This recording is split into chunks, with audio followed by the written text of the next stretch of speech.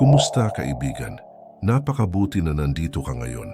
Kung ang iyong puso ay mabigat, kung ang mga bayarin ay tumataas at ang kapayapaan ay tila malayo sa iyong tahanan, alamin na hindi ka nagkataon na dumating dito. Inihanda ng Diyos ang sandaling ito para sa iyo. Dito sa ang lihim ng yaman, higit pa sa mga salita ang matatanggap mo, mararanasan mo ang presensya ng Diyos na ibinabalik ang nasira. Ngayon, sama-sama tayong manalangin para sa pagpapanumbalik ng iyong pananalapi at para sa kapayapaan ng iyong pamilya. Ihanda ang iyong puso dahil may makapangyarihang mangyayari. Kapatid, alam kong hindi naging madali.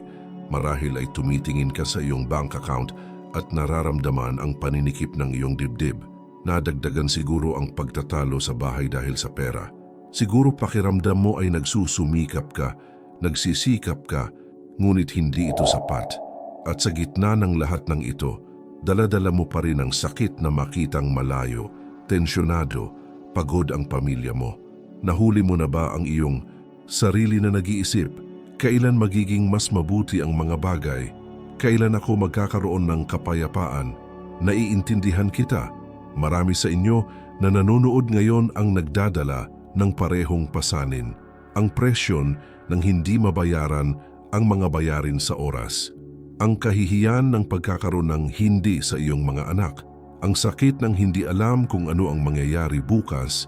At ang pinakamasama sa lahat, pakiramdam na ang iyong pamilya ay pagod na dahil sa pinansiyal na pressure na ito. Ngunit, hayaan mong sabihin ko sa iyo ang isang bagay ng buong pagmamahal sa aking puso. Hindi ka nakalimutan ng Diyos. Nakikita niya ang bawat luha mo. Alam niya ang bawat pag-aalala na nagpapanatili sa iyo ng gising sa gabi. At ngayon kapatid, gusto niyang ibalik ang nasira. Gusto niyang ibalik ang kapayapaang ninakaw sa iyong tahanan. Gusto niyang buksan ang mga pintong tila sarado na ng tuluyan. Alam mo ba kung ano ang mangyayari kapag dinala natin ang lahat ng ito sa Diyos sa panalangin? Kapag huminto tayo sa pagsisikap na lutasin ang lahat sa ating sarili at isuko ang lahat sa Kanyang mga kamay, nagsisimulang mangyari ang isang bagay na supernatural. Nagsisimulang bumalik ang kapayapaang hinahanap mo. Nagsisimulang lumitaw ang mga solusyon na tila imposible. At ang iyong pamilya na noon ay malayo at tensyonado ay nagsimulang muling kumonekta. Ang panalangin na ating sasabihin ngayon ay hindi isang magic formula. Ito ay hindi isang espiritual na panlilinlang. Ito ay isang tunay na pakikipagtagpo sa Diyos na nagmamalasakit sa iyo, na nagmamahal sa iyong pamilya, at nais na umunlad ka sa lahat ng larangan ng buhay. Nais niyang ibalik ang iyong pananalapi, hindi lamang para magkaroon ka ng mas maraming pera sa bangko, kundi upang mamuhay ka ng payapa, may dignidad, na matupad ang layunin na mayroon siya para sa iyong buhay. Maraming tao ang nag-iisip na ang pag-uusap tungkol sa pera at pananampalataya ay hindi naghahalo. Ngunit ang totoo ay nagmamalasakit ang Diyos sa bawat detalye ng iyong buhay, kabilang ang iyong pananalapi. Alam niya na kapag kulang ang pera, nawawala ang kapayapaan. Alam niya na kapag may financial tension, naghihirap ang mga relasyon. Kaya nga gusto niyang turuan kang umunlad sa tamang paraan na may karunungan, balanse at layunin. Ngayon ay tunay kang magdarasal. Hindi ito magiging ganoon kabilis, mekanikal na panalangin na ginagawa lamang dahil sa ugali. Ito ay magiging isang malalim na panalangin kung saan bubuksan mo ng buo ang iyong puso sa Diyos, kung saan isusuko mo ang iyong mga pagkabalisa, ang iyong mga takot, ang iyong mga utang at ang iyong mga pag-asa. At sasagot siya, kapatid. Hahawakan niya ang nabasag at sisimulan itong ibalik. Bago tayo magpatuloy, gusto kong gumawa ka ng isang mahalagang bagay. Pumunta sa mga komento ngayon at isulat, Panginoon, ibalik ang aking pananalapi at magdala ng kapayapaan sa aking pamilya. Makapangyarihan ang pahayag na ito. Kapag isinulat mo ito, pinapagana mo ang iyong pananampalataya. Sinasabi mo sa Diyos na naniniwala ka sa pagpapanumbalik at ipagdadasal ko ang bawat pangalang makikita rito. Sige, isulat ang pahayag na ito at bumalik dahil kung ano ang susunod na magbabago sa iyong araw. At ngayon, aking kaibigan, gusto kitang dalhin sa isang napaka-espesyal na sandali.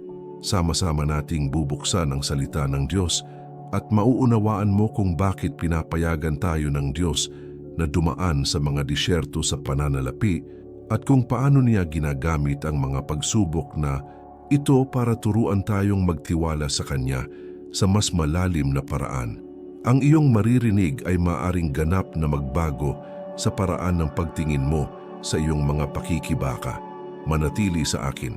Kapatid, nais kong ibahagi sa iyo ang isang katotohanan na nasa salita ng Diyos at magdadala ng kalinawan sa sandaling nabubuhay ka ngayon. Buksan natin ang Biblia sa Deuteronomio, Kabanata 8, versikulo 2 at 3. At bigyang pansin ang talatang ito sapagkat ito ay direktang nagsasalita sa iyong puso ngayon. Ang sabi ng salita, alalahanin mo ang buong daan na pinatnubayan ka ng Panginoon mong Diyos nitong 40 taon sa ilang upang ikaw ay ibaba, upang subukin ka, upang malaman kung ano ang nasa iyong puso, kung susundin mo ang kaniyang mga utos o hindi. Pinakumbaba ka niya at pinabayaan kang magutom at pinakain ka ng mana na hindi mo nalalaman ni nauunawaan man ng iyong mga ninuno upang ang tao ay hindi sa pamamagitan ng salita ay nabubuhay kundi sa pamamagitan lamang ng salita bibig ng Diyos. Naiintindihan mo ba kung ano ang sinasabi ng Diyos dito?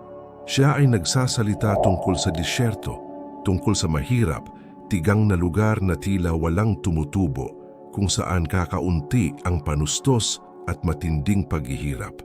Ngunit tingnan ang kagandahan ng talatang ito. Hindi iniwan ng Diyos ang kanyang mga tao sa disyerto dahil sa kalupitan. Dinala niya sila roon upang ituro sa kanila ang isang bagay na hindi nila matututuhan kahit saan pa. Kapatid, baka nasa financial desert ka ngayon. Marahil ay nararamdaman mo na ikaw ay pupunta sa mga lupon na walang bumubuti, na bawat buwan ay pareho ang pakikibaka. Ngunit kailangan kong maunawaan mo, ginagamit ng Diyos ang sandaling ito para ituro sa iyo ang isang bagay na mahalaga. Siya ay nagtuturo sa iyo na tunay na magtiwala sa Kanya. Ipinakikita niya sa iyo na siya ang iyong tunay na pinagmumulan ng probisyon. Alam mo ba kung ano ang nangyari sa mga tao ng Israel sa disyerto? Nakatanggap sila ng manna araw-araw. Ito ay pagkain na nagmula sa langit na hindi pa nila nakita noon. At sinadya ito ng Diyos upang maunawaan nila na ang probisyon ay nagmumula sa Kanya, hindi sa pagsisikap ng tao lamang. Kailangan nilang matutunan na ang Diyos ay tapat, na Siya ay nagbibigay, na Siya ay nagmamalasakit.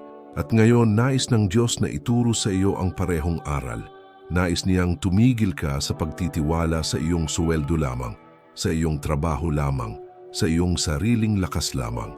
Hindi dahil ang mga bagay na ito ay hindi mahalaga, ang mga ito.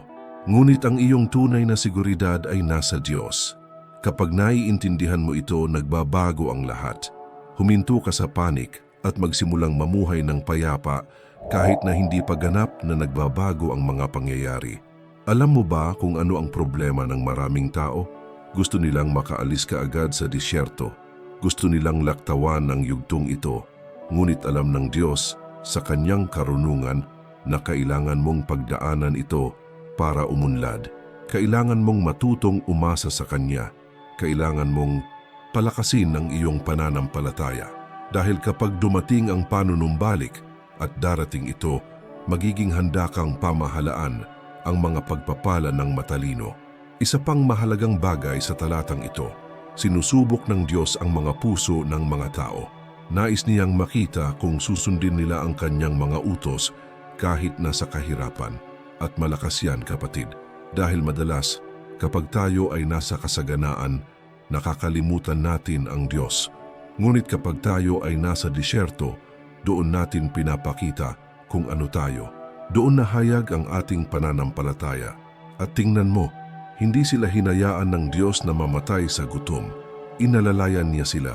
Siya ang nagbigay. Maaring ito ay sa ibang paraan kaysa sa inaasahan nila, ngunit hindi niya sila pinabayaan. At ganoon din sa iyo. Hindi ka iiwan ng Diyos na walang magawa. Sinusuportahan ka niya ngayon, kahit na hindi mo namamalayan. Araw-araw kang gumising, bawat pagkain sa iyong mesa, bawat hininga mo. Iyan ang Diyos na nag-aalaga sa iyo. Kaya ngayon, aking kaibigan, gusto kong baguhin mo ang paraan ng pagtingin mo sa mahirap na sandaling ito. Hindi ito parusa, hindi ito abandonment. Ito ay isang paaralan. Inihahanda ka ng Diyos para sa isang bagay na mas dakila. Hinuhubog niya ang iyong pagkatao, pinalalakas ang iyong pananampalataya, at tinuturuan kang mamuhay sa paraang nagpaparangal sa Kanya sa anumang sitwasyon, sa kakapusan o kasaganaan. At alam mo kung ano ang pinakamaganda. Kapag lumabas ka sa disyerto na ito at lalabas ka, mag-iiba ka. Lalabas kang mas malakas, mas matalino, mas nagpapasalamat, at mas handa na tanggapin ang mga pagpapala ng Diyos para sa iyo. Ang iyong pamilya ay magbabalik tanaw at makikita na sa panahong ito, nang pakikibaka na kayo, ay naging mas malapit sa Diyos at sa isa't isa. Kung sa tingin mo ay kinakausap ka ng Diyos sa pamamagitan ng mensaheng ito, mag-iwan ng like sa video na ito. Ang like na ito ay hindi lang isang click, ito ay isang paraan para sabihin mo, natanggap ko ang salitang ito at naniniwala ako na ibabalik ako ng Diyos. At kung hindi ka pa nakasubscribe sa channel, mag-subscribe ngayon at i-activate ang notification bell dahil bawat linggo ay may bagong mensahe na magpapalakas sa iyo, magtuturo sa iyo at maglalapit sa iyo sa Diyos. Ngayong naiintindihan mo na ang layunin ng disyerto, gusto kitang dalhin sa susunod na hakbang. Pag-uusapan natin ang tungkol sa kapangyarihan ng panalangin at kung bakit ito ang susi para makaalis sa sitwasyong ito at makapasok sa kumpletong pagpapanumbalik na mayroon ng Diyos para sa iyo. Kung ano ang susunod na ihahanda ang iyong puso para sa pinakamakapangyarihang sandali ng video na ito. Huwag kang umalis. Kapatid, ngayon gusto kong makipag-usap sa iyo tungkol sa isang bagay na tila simple ngunit napakalakas panalangin. Natigilan ka na ba para isipin kung ano ang nangyayari kapag nagdarasal ka? Ito ay hindi lamang nagsasalita ng magagandang salita sa hangin. Ito ay hindi lamang pag-uulit ng mga kabisadong parirala. Ang panalangin ay isang tunay na pagtatagpo sa pagitan mo at ng Diyos. Binubuksan mo ang iyong puso at binubuksan niya ang langit para sagutin ka. Ang Biblia ay puno ng mga kwento ng mga tao na ang buhay ay ganap na nabago sa pamamagitan ng panalangin. Isipin si Hannah na baog at heartbroken. Nagdasal siya ng husto kaya naisip ng pari na si Eli na siya ay lasing. Ngunit dininig ng Diyos ang kanyang panalangin at binigyan siya ng isang anak, si Samuel, na naging isang dakilang propeta. Isipin si Hezekias na nasa pingit ng kamatayan. Siya ay nanalangin at ang Diyos ay nagdagdag ng 15 taon sa kanyang buhay. At alam mo ba kung ano ang itinuturo nito sa atin? Na naririnig ng Diyos, na sinasagot niya, na siya ay kumikilos kapag ang kanyang mga tao ay sumisigaw. Hindi mahalaga kung gaano kalaki ang iyong problema. Hindi mahalaga kung gaano katagal kang nahihirapan. Kapag nananalangin ka ng may pananampalataya, kapag inilagay mo ang iyong puso sa harap ng Diyos, kumikilos siya. Pero may importanteng detalye, kapatid. Ang panalangin ay hindi isang magic wand. Hindi ito tungkol sa pag-uutos sa Diyos sa paligid o paggawa ng mga kahilingan. Ang panalangin ay pagsuko. Ang sabi mo ay, Panginoon, hindi ko ito kayang mag-isa. Kailangan kita. Nagtitiwala ako sa iyo. Matupad nawa ang iyong kalooban sa aking buhay. At kapag nagdarasal ka ng ganyan, nang may pagpapakumbaba at tunay na pananampalataya, ang Diyos ay nagsisimulang kumilos sa likod ng mga eksena ng iyong buhay. Minsan, mabilis dumarating ang sagot. Minsan, mas matagal pa. Ngunit isang bagay ang tiyak, Hindi kailanman binabaliwala ng Diyos ang taimtim na panalangin ng isa sa kanyang mga anak.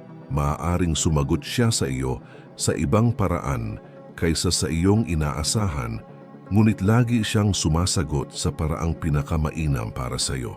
At ngayon kapatid, sabay tayong magdarasal. Hindi ito basta-bastang panalangin. Ito ay magiging isang panalangin ng pagpapanumbalik. Isang panalangin kung saan isusuko mo sa Diyos ang iyong sirang pananalapi, ang iyong pamilyang nasugatan, ang iyong mga ipinagpaliban na pag-asa, at sisimulan niya ang pagpapanumbalik.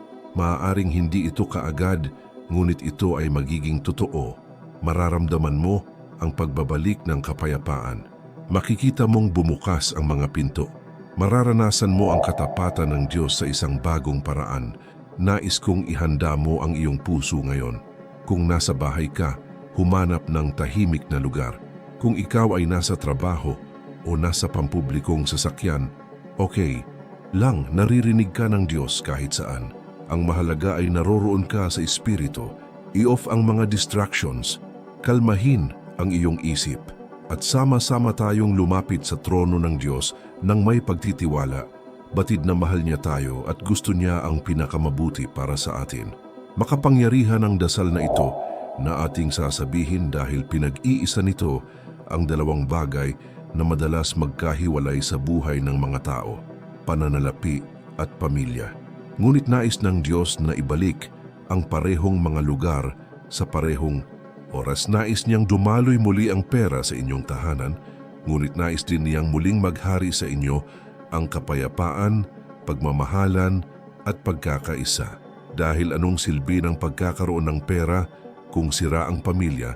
At ano ang pakinabang ng pagkakaroon ng pagkakaisa kung ang kakulangan ng mga mapagkukunan ay nagdudulot ng kawalan ng pag-asa? Nais ng Diyos na bigyan ka ng balanse. Nais niyang bigyan ka ng kapayapaan, kasaganaan ng pagmamahal, kaunlaran na may layunin, at lahat ng ito ay nagsisimula ngayon sa panalangin ito. Kaya huminga ka ng malalim kapatid, buksan ang iyong puso, at sama-sama tayong dumaing sa Ama na hindi tayo pinababayaan. Mahal na Ama, kami ay pumupunta sa iyong presensya ngayon na may bukas na puso, pagod na mga kaluluwa, ngunit may aktibong pananampalataya.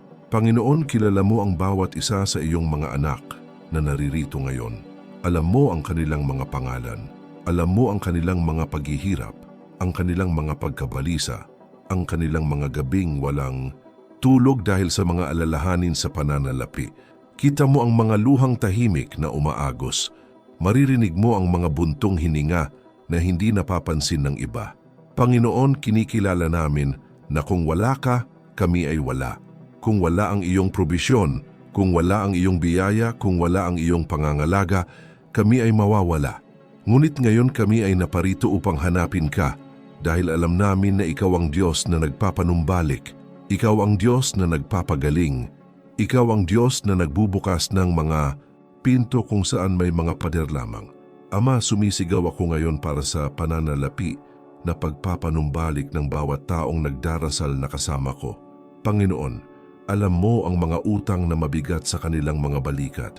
Alam mo ang mga bayarin na hindi nila kayang bayaran. Nakikita mo ang kahihiyan na nararamdaman nila kapag kailangan nilang magsabi ng hindi sa kanilang mga anak. Alam mo ang paghihirap ng hindi sapat para sa buong buwan. Ngunit ngayon, Panginoon, naniniwala kami na ikaw ay mas dakila kaysa sa anumang krisis sa pananalapi. Naniniwala kami na ikaw ay may walang katapusang mga mapagkukunan at walang mahirap para sa iyo. Sabi ng iyong salita sa Filipos, Kabanata 4, versikulo 19, at ibibigay ng aking Diyos ang bawat pangangailangan mo ayon sa kanyang kayamanan sa kaluwalhatian kay Kristo Jesus. Panginoon, naniniwala kami sa pangakong ito. Ipinapahayag namin na iyong ibibigay ang lahat ng kulang. Ama, buksan ang mga pintuan ng trabaho para sa mga walang trabaho. Ito ay nagpapataas ng kita ng mga maliit ang kinikita. I-multiply ang tila kulang. Gawin mo ang gaya ng ginawa mo sa balo ng Sarepta na mayroon lamang isang dakot na harina at kaunting langis, ngunit pinarami mo ito at inalagaan siya at ang kanyang anak sa buong tagtuyot. Gawin din ito sa iyong mga anak ngayon, Panginoon. Ama, sumisigaw din kami para sa pagpapanumbalik ng mga pamilya. Panginoon, alam mo na kapag kakaunti ang pera, tumataas ang tensyon, dumarami ang mga argumento, nauubos ang pasensya, ang mga relasyon ay nagiging marupok. Ngunit ngayon hinihiling namin na magdala ka ng kapayapaan sa mga tahanan na ito, na pagalingin mo ang mga emosyonal na sugat na dulot ng panggigipit sa pananalapi, na pag-isahin mo ang mga pusong nagkahiwalay. Panginoon, ibalik ang kasal ng mga nasa bingit ng diborsyo dahil sa pagtatalo sa pera. Ibalik ang dialogo, paggalang at pagmamahal.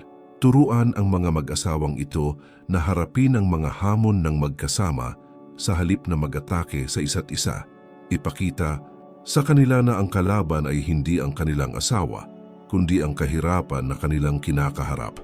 Ama, ibalik mo rin ang relasyon ng magulang at mga anak. Maraming mga bata ang nakadarama ng tensyon sa bahay kahit na sinusubukan ng kanilang mga magulang na itago ito. Ramdam nila ang mabigat na kapaligiran. Panginoon, ingatan mo ang mga puso ng mga batang ito. Ibalik ang liwanag sa kanilang mga tahanan. Hayaang maghari muli ang saya at pag-asa. Panginoon, humihingi kami ng karunungan dahil walang silbi ang pagkakaroon lamang ng pera kung hindi natin alam kung paano ito i-manage. Turuan ang iyong mga anak na maging matalino sa mga mapagkukunang inilagay mo sa kanilang mga kamay. Turuan silang mag-ipon, magplano, at umiwas sa hindi kailangang utang. Ito ay nagpapalaya sa kanila mula sa consumerism, mula sa pagkabalisa ng pagkakaroon ng higit at higit pa.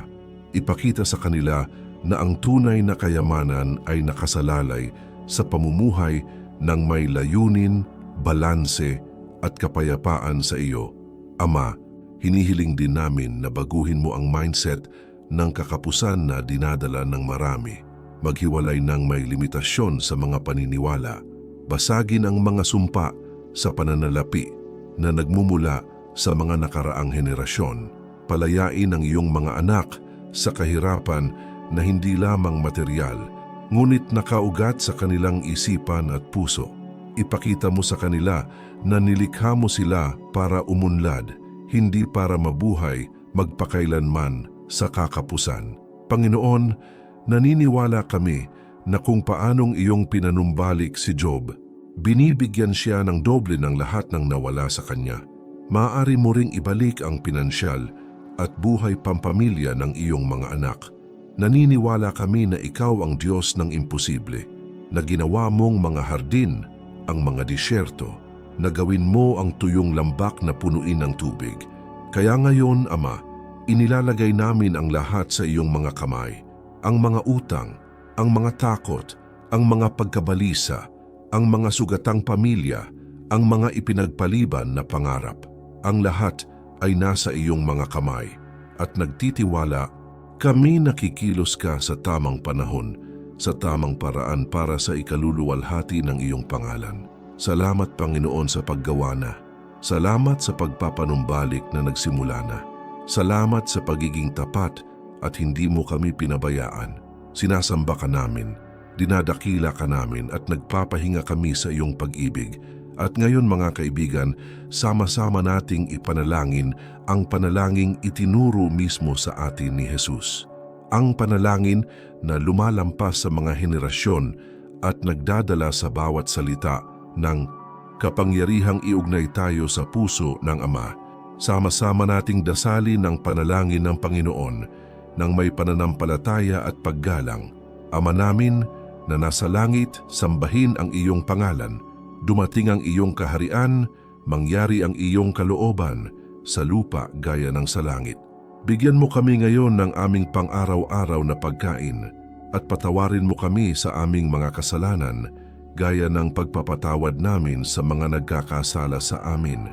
At huwag mo kaming ihatid sa tukso, kundi iligtas mo kami sa masama, sapagkat sa iyo ang kaharian at ang kapangyarihan at ang kaluwalhatian magpakailanman. Amen.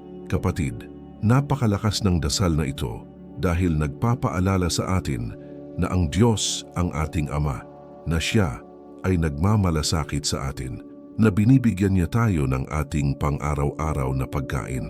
At ngayon gusto kitang dalhin sa isang napaka-espesyal na awit, Awit 91. Ito ang awit ng banal na proteksyon, ng paglalaan at pangangalaga ng Diyos. Kapag dinasal mo ang awit na ito ng may pananampalataya, inilalagay mo ang iyong buhay at ang iyong pamilya sa ilalim ng takip ng kataas-taasan. Sama-sama tayong manalangin. Ang salmo ang awit 91 ay kilala bilang awit ng proteksyon.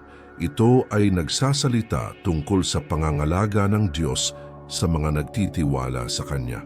Kapag dinasal mo ang awit na ito, ipinapahayag mo na ang Diyos ang iyong kanlungan, iyong kuta. Sinasabi mo na walang kasamaang mananaig laban sa iyo at sa iyong pamilya dahil sakop ka ng kapangyarihan ng kataas-taasan. Ang awit na ito ay nagdadala ng kapayapaan sa gitna ng bagyo. Nagdudulot ito ng seguridad kapag ang lahat ay tila hindi sigurado. At ngayon, ipagdarasal natin ang bawat talata ng may pananampalataya. Batid na ang Diyos ay nakikinig sa atin at pinoprotektahan tayo. Siya na tumatahan sa kanlungan ng kataas-taasan ay magpapahinga sa lilim ng makapangyarihan sa lahat. Sasabihin ko tungkol sa Panginoon, Siya ang aking kanlungan at aking kuta, aking Diyos, na aking pinagtitiwalaan. Tiyak na ililigtas Kanya mula sa saylo ng manggangayam at mula sa nakamamatay na salot. Sasalubungin Kaniya ng Kanyang mga balahibo at sa ilalim ng Kanyang mga pakpak ay makakahanap ka ng kanlungan. Ang Kanyang katapatan ay magiging iyong kalasag at kuta. Hindi ka matatakot sa kilabot sa gabi, ni sa palaso na lumilipad sa araw, ni sa salot na tumatama sa kadiliman, ni sa salot na sumisira sa tanghali. Maaaring mahulog ang 1,000 sa iyong tabi, 10,000 sa iyong kanang kamay, ngunit hindi ito lalapit sa iyo. Magmamasid ka lamang sa pamamagitan ng iyong mga mata at makikita ang kaparusahan sa masasama. Sapagkat ikaw, Panginoon, ang aking kanlungan, ginawa mong tahanan ang kataas-taasan. Walang kapahamakan na aabot sa iyo, walang kapahamakan na lalapit sa iyong tolda. Sapagkat uutusan niya ang kanyang mga anghel tungkol sa iyo na ingatan ka sa lahat ng iyong mga lakad. Itataas ka nila sa kanilang mga kamay upang hindi mo maiuntog ang iyong paa sa isang bato.